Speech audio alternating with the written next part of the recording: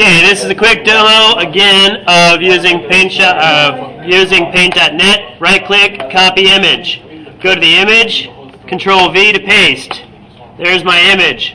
So many of you might recognize this guy. In fact, go to your local McDonald's and you'll probably find lots of brothers. Okay, his T-shirt says something like "I'm #1 and proud," something like that. He's a big boy, so he's easy enough to make fun of. But we won't focus so much on making fun of him, except maybe moving his head and replacing his head with somebody a little more attractive. So let's go find someone a little more attractive. Tori Wilson. Who? Tori Wilson. Never heard of it. Tori Wilson, whoever that is. Tori Wilson. There, good. Sir Richard Wilson. Okay, that one's, yeah, he's attractive. Okay, copy image. Now I'm copying his image. I'm going to create a new layer. Create a new layer, Control V. Paste. Now you can see automatically that I've got a problem with the sizing. But I can adjust the size by holding down handles of the image. If I hold down the Control key, it doesn't change anything. If I hold down the Shift, it keeps the same proportion. See that? So what I'm going to do is I'm going to put Tori Wilson, the super sexy Tori Wilson, on top of Tubby here. So, easy way to do that, maintaining separate layers, I want to turn off my background layer. I'm going to make this image bigger so I can just focus on the guy with the big ears. So, Control D to turn off the marching ants. Control D to turn off the marching ants. I'm going to use a combination of my ellipse tool and my circle tool. Select. I'm going to select just the pieces that I want. If I hold down the Control key, I can add a little more. Hold down the Control key again, I can add a little more. So you can create, using a series of circles, you can select the object that you want. See that? Kind of, it's easy that way. Then if you want, once you've figured out all the big chunks that you want, you can use the lasso tool to select just the last remaining bits. So I'm almost done here, believe it or not, and put this guy's head on Tubby. Right there. Okay, I'm almost done.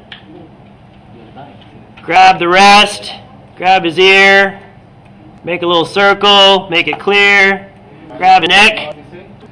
Alright, and, oh, I made a mistake. Control K to zoom in, hold down the space bar, move it up, Control I to invert, and I'm going to remove this part that I did not want to capture, just like that. Now I Control I to revert again. Control C to paste, or Control C to copy, Control J to zoom back in. Turn back on my background. You can see I've got a problem.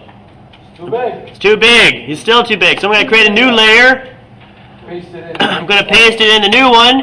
See that? You create new layer by clicking on the little plus sign that says Add New Layer. Turn off the old layer. Now I can use the grab handles. Control K to zoom in a little bit. You can use the grab handles. Hold down the Shift key to maintain proportion. And I can zoom it down. Put it on his head. Let's see if it's going to work. Not bad. Not bad. Control K. Control K. Now you can see a little bit of a problem here with his neck. So if I turn off the background again, let's use my selection tool. Control I, deselect, and I'll get rid of that last little that I don't need. Control I, delete, no, that was a mistake. Control Z, Control I, delete. Now, I've cleaned up his image a little bit. I'm okay with that. Click on the background again, and it's a little better. Control J, so you can see it. Now, should we zoom out? Zoom out? Yeah. Zoom out. From far away, it almost looks like it's the same picture. I would like you to try to do the same thing with your favorite artist, politician, your favorite movie star, your dog, your cat. Try to put an object on another object and make it look like it belongs there. Thank you very much, and happy computing.